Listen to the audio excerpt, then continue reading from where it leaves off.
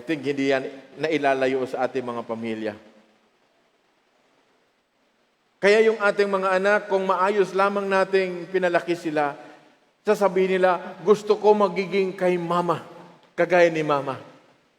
Pero sabihin, ayoko niyan, napakasismusa yan, palautang yan, nagsisinungaling yan.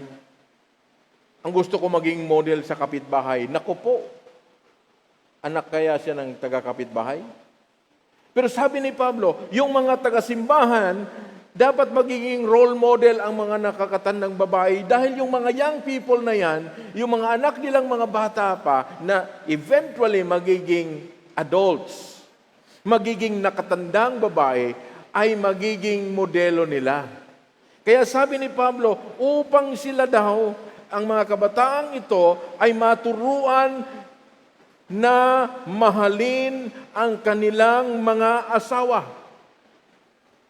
Kaya nga mga kapatid, bakit umeksena yung word na upang sila ay maturuan na mahalin nila ang kanilang mga asawa?